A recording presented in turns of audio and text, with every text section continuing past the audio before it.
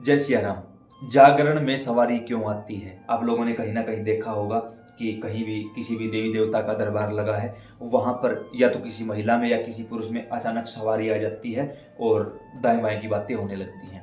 आप लोगों ने देखा होगा। यहाँ पर इन चीज़ों को जैसे कुछ तथ्य बताऊंगा, उस हिसाब से आप देखो कि आपके साथ क्या हो रखा है। यहाँ पर 95% 95% महिलाओं के ऊपर सवारी आती है जागरण में, कीर्तन में। और ज्यादातर जहां माता रानी का कीर्तन होता है वहां ज्यादा सवारी आती है। तो ऐसे में होता क्या है, एक भजन गायक है, सामने माता की जोत जल रही है, उसने कुछ ऐसा नाचने उछलने वाला भजन गाया और तुरंत दो चार महिला वही सवारी ले जाती हैं या एक आध पुरुष ले जाता है। लेकिन ज्यादा महिलाओं की होती है, जो मैंने देखी है वो, और जो आप लोगों ने मुझे बताया है उस आधार पर बता रहा हूँ भाई। कुछ अन्यथा भावना लेकर जाए, बिल्कुल पॉजिटिव वे में बात करेंगे। अब होता क्या है, मान के चलो यहाँ बाबा श्याम का कीर्तन होना है, तो जो पंडाल लगाया गया है, जो बाबा की प्रतिमा लगाई गई है, वहां कोई ब्राह्मण देवता, कोई पुजारी, संत महंत, कोई गुरु, कोई तो बैठता है। वो जब जोत प्रज्वलित करता है, अग्नि प्रज्वलित होती है, तो मंत्रों द्वारा उस पूरे पंडाल को कील दिया जाता है। यानी जहां तक पंडाल लगा है वहां उस देवी देवता के दूत गण योगिनी काम करने लग जाते हैं, यानी उसको एक सुरक्षा चक्कर प्रदान कर दिया जाता है। ऐसे में जब कोई भजन गायक माता का या किसी देवता का गुणगान करता है तो कैसे प्रसन्न होते हैं भगवान। यहां तक कि संतों ने तो ये भी कहा है कि भगवान के प्रकट होने से भी ज्यादा आनंद तब होता है जब भगवान के दो भक्त मिलकर भगवान की चर्चा करते हैं। भगवान सामने बैठे, एक भक्त जागरण करने वाला है, एक भक्त जागरण करवाने वाला है, और एक व्यक्ति के माध्यम से हजारों लोगों को भगवान का नाम सुनने का और गाने का मौका मिल रहा है। तो वहां पर देवी देवता की शक्ति जागृत हो जाती है। ऐसे में वहां पर जिन लोगों के ऊपर संकट होता है, यानी जिन लोगों को कष्ट हो रहा होता है, वो नाचने खेलने लग जाते हैं। लेकिन ये जरूरी नहीं कि उनके अंदर नेगेटिव शक्ति है, नहीं भाई। अब जो व्यक्ति पूजा पाठ करता है, मंत्र जाप करता है, नाम जाप नहीं, मंत्र जाप, जो मंत्र जाप करता है उसके पास उस मंत्र की शक्तियां आ जाती हैं। अब काफी लोगों ने हमसे कहा कि हम मंत्र जाप करते लेकिन सवारी पूरी तरह से खुली नहीं है, यानी पूर्ण रूप से सवारी नहीं आती। तो ऐसे लोगों की सवारी जागरण में तुरंत प्रभाव से खुल जाती है। क्यों? पूरी एनर्जी के साथ वहां पर देवी देवता के दूत घूम रहे होते हैं और वो सवारी को ऊपर उठा देते हैं।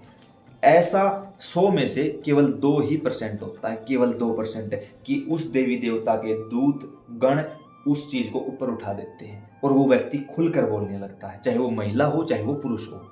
ये तो हुआ एक साइड की, वो पूजा पाठ करता था, उसकी शक्ति ऊपर की ओर उठी, शक्ति ने सवारी ले ली। दूसरी चीज होती है जो लोग अपने घरों में नॉर्मली पूजा पाठ करते हैं, बिल्कुल नॉर्मली, वो दिया लगाया, काम में लग गए, 2 मिनट हनुमान चालीसा, श्याम चालीसा पढ़ लिया, बात खत्म।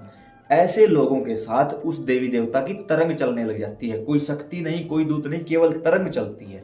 मतलब उसके शरीर की प्रोटेक्शन करने के लिए देवी देवता उसको तरंग प्रदान कर देते हैं। वो व्यक्ति झूमेगा, जब जागरण चलेगा, भजन अच्छा भजन होगा, झूमेगा, कोई सैड भजन होगा, रोने लग जाएगा, आनंद से भर जाएगा, आंखों से आंसू बहने लगेंगे, सामने वाले देवता में उसको दर्शन होने लग जाएंगे और ऐसा लगेगा बस पूरा जागरण मुझे बैठा रहना है, ताली बजानी है। वो सबसे पवित्र चीज ये है भाई, सबसे पवित्र चीज ये होती है कि मन लगे वहां। ठाकुर जी कृपा करें, संत मिले, संतों की कृपा हो, सत्संग मिले, फिर सत्संग कृपा करके देता सत्संग का सुख। तो ये है सत्संग का सुख। हम हैं, ठाकुर जी हैं और कोई नहीं है, बस राम नाम का जाप चल रहा है। ये सत्संग का सुख होता है और सबसे पवित्र चीज यही होती है। अब तीसरी कैटेगरी आती है, वो लोग हैं, मुझे काफी लोगों ने कहा, कहीं हम गए हुए थे भाई, वहां पर एक महिला के अंदर ऐसे ही काम हुआ और तुरंत प्रभाव से सवारी आई। आसपास बैठी सभी महिलाओं ने पांव पकड़ लिए, माता की जय हो, माता की जय हो। और जो भाई साहब जागरण में भजन गा रहे थे वो बड़े तीव्र प्रभाव से माता रानी की जय हो। देखा भक्तों आपने, ये होती है एक गायक की योग्यता, कि हमारी योग्यता के कारण आप लोगों के अंदर माता का प्रवेश हो गया, माता आई है, प्रणाम करो इनको। और वहां उस महिला ने तुरंत प्रभाव से हाथ उठाकर आशीर्वाद देना शुरू कर दिया, जिव्या बाहर निकल आई और माता का स्वरूप बना लिया। और हम वहीं बैठे बैठे उस चीज को नोटिस कर रहे थे। एक क्षण के लिए तो हंसी भी आई, मैंने कहा श्याम सुंदर क्या क्या दिखाओगे यार, कमाल कर दिया आपने। तो माता रानी बैठी थी, हमने तो प्रार्थना की, माता देखो गलती के लिए मैं क्षमा चाहता हूं, लेकिन ये माता नहीं है। क्योंकि कहीं ना कहीं आदेश कर दिया माता दुर्गा ने कि ढोंग है भाई, पाखंड है। माता दुर्गा उसी समय आभास करवा चुकी थी कि बिल्कुल ढोंग है। तो ऐसा कैसे हुआ? कुछ एक कलाकार हमने ये भी देखा, कुछ एक हमें वीडियो ये भी दिखाई गई कि कोई साथी कलाकार मंच पर खड़ा होकर बोल रहा है, अच्छा इसके अंदर माता आई है, शेर लेकर आओगा, इसको शेर पर बैठा हो। किसी के अंदर देवी देवता नहीं आते। तो उस भाई से भी कहना चाहूंगा, मेरे भाई अगर तेरी शेर लेकर आने की योग्यता है तो उस पर बैठने वाले भी हैं। माता आती है, वैसे माता नहीं आती, देवी देवता अपना कोई ऊर्जा भेजता है। देखो लड़ाई कौन लड़ता है? दोनों तरफ से सेनाएं लड़ती हैं। जो राजा, मतलब राजा की जीत हो जाती है तो राजा का नाम लिया जाता है, हार हो जाती है तो भी बोलते हैं कि वो राजा जीत गया, वो राजा हार गया, सेना का नाम कभी नहीं होता। इसी प्रकार जब देवी देवताओं के दूत गण कोई योगिनी आती है ना, तो वो उस देवी देवता का नाम लेकर ही चलती है। देवी देवता कभी नहीं आते, सुप्रीम पावर कभी नहीं आती, उनके गण आते हैं और उनकी भी छोटी सी तरंग आती है, और वो भी सिर्फ आभास करवाती, शरीर में प्रवेश नहीं होता किसी चीज का, सिर्फ आभास होता है शरीर को माध्यम बनाकर, ताकि हम इस स्थूल शरीर को देख सकें। सिर्फ इतनी सी बात है। तो मेरे भाई आप जो जानकारी दे रहे हो अच्छी बात है, आप प्रचार प्रसार अच्छा कर रहे हो, लेकिन आपकी भी अधूरी जानकारी, अधूरी नहीं पूरी जानकारी दो लोगों को। सवारियां आती हैं, काम सारे होते हैं, लेकिन गलत वो भी नहीं है, क्योंकि इस समय पर 95% लोगों के घर में उन्हीं के भूत प्रेत चुड़ैल डाकनी पिशाचनी बैठी हुई है, वही माता बनी हुई है। भाई ऐसा नहीं होता। बाद में एक महिला मेरे पास आई, उसने मुझे कहा कि भाई देखो, ये जो महिला जिस पर अभी माता आई थी, वो महिला, पहली बात तो ये है कि वो अपने पति को भी नहीं पूछती, उसे अपने बच्चों का भी नहीं पता होगा इस समय वो कहाँ है। और इस महिला के, भाई मुझे कोई शर्म नहीं है बात बोलने में, अनेकों पुरुषों के साथ संबंध है, सास ससुर की कोई वैल्यू नहीं है। इसके ऊपर मुझे ये बताओ माता कैसे आई? क्योंकि किसी के यहाँ जागरण में हम इनवाइट थे तो वहाँ गए थे, तब की बात है ये।